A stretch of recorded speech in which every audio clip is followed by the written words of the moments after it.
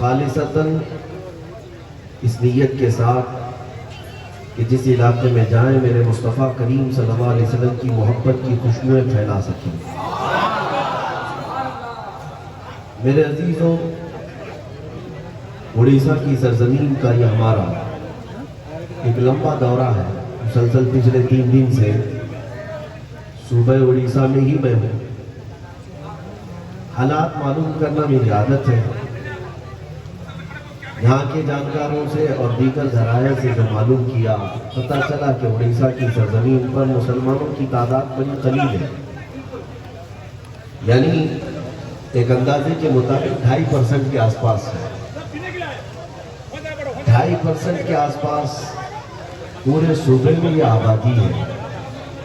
لیکن میں جس علاقے سے گزر رہا ہوں دیکھ رہا ہوں 97.5% جو باقی اتنی بڑی تعداد، یعنی 2.5% کے اندر 97.5% تو عشق مصطفیٰ دیکھنے کو ملتا ہے۔ چھوٹی سی آبادی ہے جس علاقے سے گزرے۔ سچ بتاؤں، میں جس میدان میں بھی جاتا ہوں خطاب کے لیے جوش و ولولہ دیکھتا ضرور ہر نوجوان سے ہمارے خطاب کے بعد، لیکن اڑیسہ کا جب جوان اور اڑیسہ کا جوش ایک الگ انداز کا نظر آتا ہے۔ اس کی وجہ کیا ہے؟ میں نے محسوس کیا کہ اس اڑیسہ کی سرزمین پر وہ مائیں ہیں جو مجاہد ملت پیدا کرتے ہیں۔ یقیناً اس مجاہد دین و ملت کا یہ احسان ہے اس صوبہ اڑیسہ پر کہ جو بھی سنیت یہاں باقی ہے یہ گنہگار تو ہے لیکن اپنے مصطفیٰ کی غدار نہیں ہے۔ کچھ اعمال و اخلاق اور کردار میں بھٹک تو سکتے ہیں لیکن اپنے نبی پاک پر جان دینے کے لیے ہمہ وقت تیار ہیں۔ اللہ کریم یہ جذبہ ہمیشہ سلامت رکھے۔ اے نوجوانوں، تقریریں آپ نے علماء سے سن لی۔ میں تقریر کرنے کا اہل بھی نہیں ہوں اور نہ ہی میں کوئی خطیب ہوں۔ نبی پاک صلی اللہ تعالیٰ علیہ وسلم کی محبت سے قریب کرنے کے لیے جو الفاظ ہو سکتے ہیں یا جو باتیں ہو سکتی ہیں وہ مجمع میں بیان کر لیتا ہوں۔ اتنی سی بات ہے، زندگی یہ ہماری امانت ہے حضور پاک کے لیے۔ نبی پاک صلی اللہ تعالیٰ علیہ وسلم کی امانت ہے۔ اپنی بقیہ جتنی زندگی ہے، آج ہو سکتا ہے کہ کچھ لوگ بھٹک گئے ہو، دنیا کے عیش نے انہیں اپنے دامے فریب میں پھنسا دیا ہو، وہ دنیا کی رنگینیوں کو دیکھ کر کے اسی کو اپنا ماوا و ملجا سمجھ بیٹھے ہو۔ لیکن جس دن تمہیں کوئی احساس دلانے والا آ جائے کہ میرے عزیز یہ حقیقی زندگی نہیں ہے، یہ وہی دنیا ہے جو شہد دکھائے زہر پلائے، قاتل ڈائن شوہر کش۔ اعلیٰ حضرت نے فرمایا تھا کہ یہ دنیا ایسی ہے کہ شہد دکھاتی ہے اور زہر پلاتی ہے، یہ قاتل ہے، اس سے جو محبت کرتا ہے اسی کا قتل کرتی ہے، یہ ڈائن ہے جو روز شوہر بدلتی ہے، یہ شوہر کش ہے، یعنی وہ عورت کی اس عورت کی طرح جو اپنے ہی مرد کو قتل کر دیتی ہے۔ یہ دنیا کی مثال یہی ہے۔ آج تم اس کی لگن میں پڑ گئے اور اس کی محبت میں فدا ہو گئے، چند ہی دنوں کے بعد تم مر جاؤ گے، یہ تمہیں اپنی زمین پر نگل جائے گی اور تمہاری جگہ کوئی اور اس کا عاشق آ جائے گا، کوئی اور تمہارے پیسوں پر راج کر رہا ہوگا، جو تم نے محنت پسینے سے کمائے تھے پیسے اس پر کوئی اور راج کر رہا ہوگا۔ یہ دنیا کی مثال ہے، تمہارے پاس کچھ بھی نہیں رکھتی بلکہ یہ روز اپنا شوہر بدلتی ہے۔ اسی لیے فاضل بریلوی نے فرمایا تھا، اس مردار پہ کیا للچانا، دنیا دیکھی بھاگی ہے۔ اور اے مسلمانوں، جب تمہیں یہ احساس ہو جائے کہ یہ حقیقی ہماری زندگی نہیں ہے، اس پر جو فدا ہوا وہ اس چونٹی کی طرح ہے جو شہد کے ایک قطرے کو چوسنے کے لیے اس کے بیچوں بیچ چلی گئی اور اس کے سارے پیر ہاتھ اس میں چپک گئے۔ شہد کے قطرے کو چکھنے کے لیے ایک چونٹی آئی، کبھی ادھر سے چکھا کبھی ادھر سے چکھا، اور اس کے بعد اس کی خواہش یہ ہوئی کہ بیچوں بیچ قطرے سے ہم شہد کو ٹیسٹ کرتے ہیں۔ چونٹی شہد کے قطرے کے اوپر چڑھ گئی، ہاتھ پیر سب اس پر چپک گئے، اور اس کے شہد پر جانے کی وجہ سے اس کی موت واقع ہو گئی۔ مولانا جلال الدین رومی فرماتے ہیں یہی دنیا دار کی مثال ہے، سوچتا ہے کبھی ادھر سے کما لوں کبھی ادھر سے کما لوں، اور کماتے کماتے بعد میں یہ خواہش آتی ہے کہ بڑے بڑے کروڑ پتی لوگوں کے گھروں میں کتنے مزے ہوتے ہیں، میں ویسا بنگلہ بنا کر کے دیکھ لوں، ویسی گاڑیاں لے کر کے دیکھ لوں، ویسی کرسیاں حاصل کر کے دیکھ لوں۔ اس ہوڑ میں وہ وہاں تک پہنچ تو جاتا ہے، لیکن اسی دنیا کے بیچوں بیچ ملک الموت اس کی روح قبض کر کے چلے جاتے ہیں۔ اسی لیے میرے عزیزوں، فاضل بریلوی رضی اللہ تعالیٰ عنہ نے ہمیں جیتے جی یہ سبق سکھایا تھا، یہ حقیقی زندگی نہیں ہے تیری، آج لے ان کی پناہ، آج مدد مانگ ان سے، کل نہ مانیں گے قیامت میں اگر مان گیا۔ حضور کی بارگاہ میں اپنا سب کچھ لٹا دے، یہی اصل زندگی ہے۔ آج اگر تم پانی زندہ میں رہ رہے ہو سکتا ہے تمہارا چہرہ دیکھ کر کے کوئی پہچانے گا کہ یہ فلاں کا بیٹا ہے، فلاں کی بیٹی ہے، فلاں کا بھائی ہے، فلاں کی بہن ہے، تمہارے چہرے سے آج ہو سکتا ہے کوئی پہچان لے۔ جس دن تمہاری روح نکل جائے، تمہیں قبر کے نیچے دبا کر کے دنیا آ جائے، چند مہینے گزرنے دو، چند سال بیت جانے دو، قبر کی تختیاں بھی بجھ جاتی ہیں، اولاد کی زبان سے تمہارا نام بھی ختم ہونے لگ جاتا ہے۔ لیکن ہم نے کچھ ایسے لوگوں کو دیکھا ہے جن کی موت واقع ہو کر 100 سال گزر گئے، 600 سال گزر گئے، 800 سال گزر گئے۔ ہمارے مجمع میں اعلیٰ حضرت آج بھی زندہ ہے، ہمارے مجمع میں غریب نواز آج بھی زندہ ہے، ہمارے مجمع میں غوث اعظم آج بھی زندہ ہے۔ وجہ کیا ہے؟ اس لیے کہ انہوں نے اپنی زندگی کو صرف دنیا طلبی کے لیے نہیں اور ہوس کے لیے نہیں بلکہ اپنی پوری زندگی عشق مصطفیٰ پر قربان کیا تھا۔ پتہ یہ چلا بے نشانوں کا نشان مٹتا نہیں، مٹتے مٹتے نام ہو ہی جائے گا۔ اس لیے اگر زندگی کا فلسفہ سمجھنا ہو تو اتنی بات یاد رکھ لو، اتنی بات یاد رکھ لو، ان کے اگر ہو کر رہ گئے نبی پاک صلی اللہ تعالیٰ علیہ وسلم کے لیے سب کچھ چھوڑ کر کے آ گئے تو رب تبارک و تعالیٰ تمہیں پھر مرنے نہیں دیتا، تمہارے نام کو مرنے نہیں دیتا۔ یہ ہم نے دیکھا ہے تاریخ میں۔ آج مجھے بتاؤ ان پاکھنڈیوں کو بھوکتے ہوئے آج سن رہے ہو، میں ہمارے شاعر اسلام ابھی وہ گنگنا رہے تھے، لیکن مجھے اس بات کی خلیج تھی کہ یہ منبر پاک اس ناپاک کے نام لینے کے لیے نہیں ہے۔ ہاں ٹھیک ہے، اس کی گستاخیوں کے لیے آپ نے جو ہجو کی اللہ اس کا اجر ضرور عطا فرمائے، لیکن ناموں میں بھی اتنی کراہت ہے، اتنی خباثت ہے کہ سننے کے بعد کھانا اچھا نہیں لگتا۔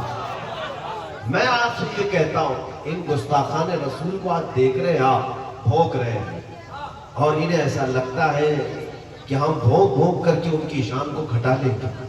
ان سے بڑے اور ان سے سڑے بھی آئے، لیکن نبی پاک صلی اللہ تعالیٰ علیہ وسلم کی شان میں ایک نقطہ برابر بھی کمی نہ کر سکے۔ کیا کمی کر سکے جس کو خود مولا نے کہا وَرَفَعْنَا لَكَ ذِكْرَكَ، اے رسول ہم نے آپ کے ذکر کو بلند کر دیا۔ رہے گا یوں ہی ان کا چرچا رہے گا، رہے گا یوں ہی ان کا چرچا رہے گا، پڑے خاک ہو جائیں جل جائیں گا، مٹ گئے مٹتے ہیں مٹ جائیں گے آتا تیرے، نہ مٹا ہے نہ مٹے گا کبھی چرچا تیرا۔ یا رسول اللہ تو گھٹائے سے کسی کے نہ گھٹا ہے نہ گھٹے گا، جو پڑھائے تجھے اللہ تعالیٰ تیرا۔ سنو میرے عزیزوں، میں جو بات عرض کرنے جا رہا ہوں وہ یہ ہے، ایک بڑے نکتے کی بات توجہ چاہتا ہوں۔ آج آپ نیوز دیکھ رہے ہیں، سوشل میڈیا پر ہے، اس لیے ان کی گستاخیاں بھی تم تک پہنچ جا رہی ہیں۔ اب پتہ چل رہا ہے فلاں خبیث کے بچے نے یہ کہا، فلاں نطفہ ناپلید نے یہ کہا۔ یہ چند دنوں کی بات ہے، یہ موسمی کیڑے ہیں اور موسم کے ختم ہوتے ہی ان کی موت بھی ہو جاتی، لیکن ان کی گستاخیاں کسی کو یاد نہیں رہتی۔ یہ میرے مولا کی شان دیکھو، یہ رب تبارک و تعالیٰ کی شان۔ یہ پہلے گستاخ نہیں آئے ہندوستان میں، اس سے پہلے بھی بہت آئے، حضور کے زمانے میں بھی تھے، بعد میں بھی تھے۔ میں آپ سے پوچھتا ہوں، یہاں علماء ہیں، ہو سکتا ہے آپ کا مطالعہ نہ ہو، علماء کا مطالعہ ہے۔ آپ سب علماء سے کہتا ہوں 14 صدیوں میں جن گستاخوں نے حضور کی شان میں گستاخیاں کی تھی، نام تو ہو سکتا ہے لیکن کیا گستاخیاں کیے تھے وہ ذرا لا کر کے ہمیں بتاؤ۔ کیا کیا کہا تھا، کیسی گالیاں دی تھی، کون سے جملے کہے، کہیں نہیں ملیں گے۔ اتنا معلوم ہے کہ ابو جہل گالیاں دیتا تھا لیکن کیا کہتا تھا نہیں محفوظ۔ ابو لہب برا بھلا کہتا تھا لیکن کون سے جملے کہتا تھا کہیں ملتی نہیں۔ عتبہ شیبہ کہتے تھے، ان کے نام تو ہے، گالیاں کیا دیتے تھے۔ یہ مولا کی شان دیکھے میرے رب تعالیٰ کی، وہ گستاخوں کی گستاخیوں کو ایسے فنا کرتا ہے کہ کسی کے ذہن میں وہ بات تک نہیں رہتی، بات تک نہیں رہتی۔ لیکن اس کے برعکس 1400 سال پہلے حسان بن ثابت جو کہتے تھے وہ آج بھی محفوظ ہے، آج بھی محفوظ ہے۔ میرے مصطفیٰ کی شان میں جس نے کہا وَأَحْسَنُ مِنْكَ لَمْ تَرَ قَطُّ عَيْنِي وَأَجْمَلُ مِنْكَ لَمْ تَلِدِ النِّسَاءُ خُلِقْتَ مُبَرَّأً مِنْ كُلِّ عَيْبٍ كَأَنَّكَ قَدْ خُلِقْتَ كَمَا تَشَاءُ۔ حضور کو دیکھ کر ایک عاشق صادق کیوں کہتا تھا یا رسول اللہ آپ سے زیادہ حسین میری آنکھوں نے دیکھا ہی نہیں، آپ سے زیادہ خوبصورت کسی ماں نے جنا ہی نہیں۔ اللہ تعالیٰ نے آپ کو اپنی مرضی کے مطابق ہر عیب سے پاک پیدا کیا ہے۔ جنہوں نے حضور کی شان میں اشعار لکھے تھے ان کا نام بھی زندہ ہے، اشعار بھی زندہ ہے۔ گستاخوں کی گستاخیاں نہیں زندہ ہیں۔ آج سے 700 سال پہلے امام شرف الدین بوسیری جو کہتے تھے هو الحبیب الذی ترجا شفاعته لكل حول من الاحوال مقتحم یا اکرم الخلق مالی من الوذ به سواك عند حلول الحادث العمم مولاي صل وسلم دائما ابدا علی حبیبک خیر الخلق کلہم۔ یہ آج ایک ایک شعر محفوظ ہے، ایک ایک بیت محفوظ ہے، 170 اشعار حضور کی شان میں پڑھے گئے وہ سب محفوظ ہیں۔ اتنا ہی نہیں، کائنات میں جہاں جہاں سے میرے نبی کو جس جس زبان میں پکارا گیا ہے وہ سب شان جو بیان کیے سب محفوظ ہیں، لیکن گستاخوں کی گستاخیاں محفوظ نہیں رہیں گی۔ اسی لیے ایک بات میں آج اڑیسہ کی سرزمین پر دے جاتا ہوں۔ آج ہو سکتا ہے کچھ لوگ مجھے اس بات کا ڈر سناتے ہیں کہ آپ ہر جگہ جا کر ان کی آنکھوں میں آنکھیں ڈال کر بات کرنے کی بات کرتے ہیں، 2.5% ہے، 97% کوئی اور ہے، اور ایسے علاقوں میں آپ ان کی آنکھوں میں آنکھیں ڈال کر بات کرتے ہیں، پھانسی پر چڑھ جاؤ گے، جیل کے پیچھے چلے جاؤ گے، قتل کر دیا جاؤ گے، مرڈر کر دیا جاؤ گے۔ لیکن جتنے بھی پلان کرتے ہو ان سب سے میں ایک بات ضرور کہوں گا، تم مجھے مار تو سکتے ہو، اب اس کے بعد مردہ کبھی نہیں کر سکو۔ اس لیے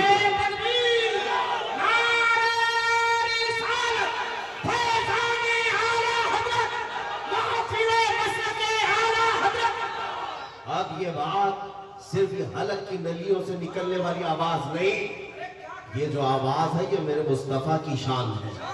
نبی پاک صلی اللہ علیہ وسلم کے متعلق جو بھی ان کی عزت کے متعلق بات کرے گا اللہ تبارک و تعالیٰ اس کی آواز کو محفوظ رکھتا ہے، اس کی لکھی ہوئی تحریریں محفوظ ہوتی ہیں۔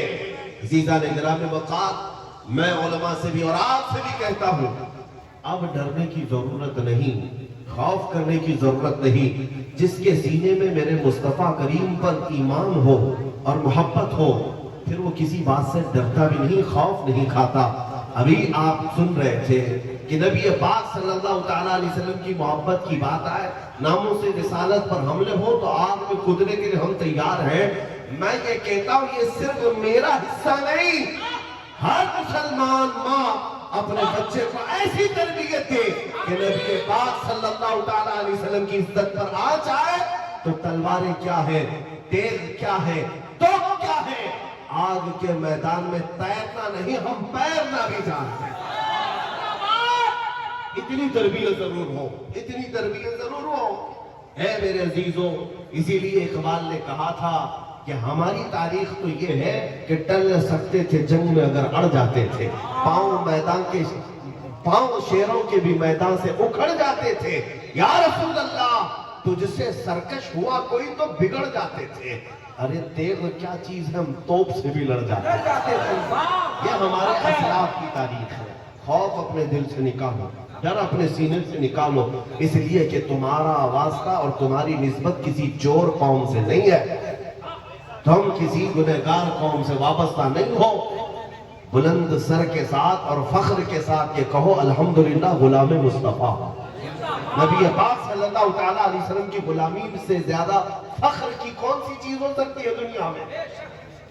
عمر ابن خطاب رضی اللہ تعالیٰ عنہ جو 36 لاکھ اسکوائر کلومیٹر پر تنہا حکومت کرتے تھے، جب آپ کی لوگ شان بیان کرتے ہوئے امیر المومنین کہنے لگے، آپ نے کہا ہے لوگوں سنو، امیر المومنین ان کا روب و دبدبہ ایسا تھا کہ قیصر و کسریٰ کانپتے تھے. جن کے پاس لاکھوں کی فوج تھی وہ عمر ابن خطاب سے ڈرتے تھے. حضرت عمر ابن خطاب نے لوگوں سے کہا آج تم جو دیکھ رہے ہو اتنی بڑی جو حکومت کر رہا ہے عمر، وہ اس لیے نہیں کہ خطاب کا بیٹا عمر ہے، اس لیے کہ محمد کا غلام عمر صلی اللہ علیہ وسلم. حضور کی غلامی میں فخر کرنا یہ ہمیں صحابہ نے سکھایا. تم آج اہرے غیرے پر فخر مت کرو کہ میرا تعلق فلاں پارٹی سے ہے، فلاں نیتا سے ہے، میرا تعلق فلاں رئیس زادے سے ہے، بادشاہ زادے سے ہے، میں بڑے گھر کا مالک ہوں، میری اتنی جائیدادیں ہیں، اتنا ساز و سامان ہے. یہ فانی چیزوں پر فخر کرنا چھوڑ دو. تمہارے پاس فخر کرنے کی اگر کوئی چیز ہے تو میرے عزیزوں وہ صرف اور صرف محبت مصطفیٰ. میں اسی لیے کہتا ہوں اس قوم کے پاس ساری چیزیں بھی لٹ جائیں، اگر سینے میں محبت مصطفیٰ باقی ہے تو میں سمجھتا ہوں کہ یہ دنیا کو پھر سے زیر و زبر کر سکتی ہے، انقلاب لا سکتی ہے. آؤ میں نے آیت کریمہ جو پڑھی اس پر میں تھوڑی سی باتیں عرض کرنا چاہوں گا. آج حالات کے طور پر میں یہ ضرور آپ کو گزارش کروں گا، میرا مسلک، میرا مذہب، میرا راستہ وہی ہے جو امام اہل سنت فاضل بریلوی رضی اللہ تعالیٰ نے زندگی بھر میں سکھایا. زندگی بھر سکھایا کیا؟ انہیں جانا، انہیں مانا، نہ رکھا غیر سے کام. للہ الحمد میں دنیا سے مسلمان ہوں. دنیا میں جب کبھی کوئی پریشانیاں آئے تو ادھر ادھر کی پکارنے کی بجائے، ادھر قطار میں لگنے کی بجائے ادھر قطار میں لگنے کی بجائے کیا ہی اچھا ہوتا جس کے ہم غلام ہیں اسی کو پکار لیتے. اعلیٰ حضرت فاضل بریلوی رضی اللہ تعالیٰ عنہ کو دیکھے، زندگی میں کبھی حاسدین اور دشمنوں سے تکلیف ہوتی تو بھی یوں کہتے ایک طرف اعدائے دین، ایک طرف ہے حاسدین، بندہ ہے تنہا شاہ تم پہ کروڑوں درود. لیکن باوجود اس کے ڈرتے کسی سے نہیں تھے. اعلیٰ حضرت کو ڈر کسی بات کا نہیں تھا، اسی لیے تو فخر کے ساتھ یہ کہتے تھے یہ رضا کے نیزے کی مار ہے کہ عدو کے سینے میں خار ہے، کسے چارہ جوئی کا وار ہے کہ یہ وار وار سے پار ہے. اور پھر اپنے قلم کی تعریف میں بھی کہتے تھے کلک رضا ہے خنجر خوخار برق بار. کوئی اتنی بڑی بات نہیں کہہ سکتا. ایک قلم کو اعلیٰ حضرت کیا کیا کہہ رہے ہیں پتہ؟ کلک رضا، رضا کا قلم ہے، خنجر خوخار برق بار، جس کا مطلب ہوتا ہے خنجر تو جانتے ہیں، خنجر تو جانتے ہیں تلوار ہے، لیکن کیسی تلوار ہے؟ خون پینے والی. خنجر خوخار ہے، خون پینے والی تلوار ہے رضا کا قلم. لیکن جب چلتا ہے تو کیسے برق بار، جیسے بجلیاں کڑکتی ہے کسی پر، اس طرح سے رضا کا قلم ہے. تو قلم کی تعریف میں اعلیٰ حضرت یہ کہہ رہے کیوں؟ اس لیے کہ یہ قلم کسی کے خوف سے نہیں چلتا تھا، یہ صرف میرے مصطفیٰ کی محبت میں چلتا تھا. بڑے بڑے لوگ اگر چھیڑ خانی بھی کرتے تھے تو اعلیٰ حضرت کیا کہتے تھے؟ کسی کے بارے میں آپ کے سینے میں کبھی خوف نہیں آیا. انگریزوں کا دبدبہ تھا وہ زمانے میں، اس زمانے میں ڈکٹیٹرشپ، کسی کو بھی پکڑ کر کے لے جائے اور اسے بندی بنا دیا جائے، غلام بنا دیا جائے برسوں تک. لیکن فاضل بریلوی رضی اللہ تعالیٰ عنہ اس زمانے میں خوف نہ کرتے ہوئے یوں کہتے تھے یا رسول اللہ تم ہو حفیظ و مغیث. کیا ہے وہ دشمن خبیث؟ تم ہو حفیظ و مغیث. کیا ہے وہ دشمن خبیث؟ تم ہو تو پھر خوف کیا، تم پہ کروڑوں کو درود. حضور پاک صلی اللہ تعالیٰ علیہ وسلم کی طرف لو لگانا ہمیں سکھایا ہے فاضل بریلوی. آؤ میرے عزیزوں، آج کی اس بھری دنیا میں ہمارا اگر کوئی سہارا ہے، ہمارا اگر حقیقی غم گسار ہے، ہمارے دردوں کا درماندہ کوئی ہے تو صرف تاجدار مدینہ کی ذات. تم کب اس بات کو سمجھو گے؟ کب اس بات کا احساس کرو گے؟ اس رسول کے بارے میں سنا ہے تم نے کہ ایک ہرن کے اگر اپنے بچے کی جدائی میں رونے لگے، میرے مصطفیٰ کو اس کا رونا بھی دیکھا نہیں جاتا۔ وہ رسول پاک صلی اللہ تعالیٰ علیہ وسلم کی صفت قرآن بیان کر رہا ہے کہ میرا رسول نہایت نرم دل ہے۔ اس رسول کو اپنی امت کی اس قدر فکر ہے کہ وہ جانوروں پر رحم کرنے والا رسول کیا اپنی امت کی آہ و بکا کو نہیں سنے گا؟ کیا اپنی امت کی فریاد کو نہیں پہنچے گا؟ بات صرف اتنی ہے کہ امت نے پکارنا چھوڑ دیا، بات اتنی ہے کہ امت اس طرف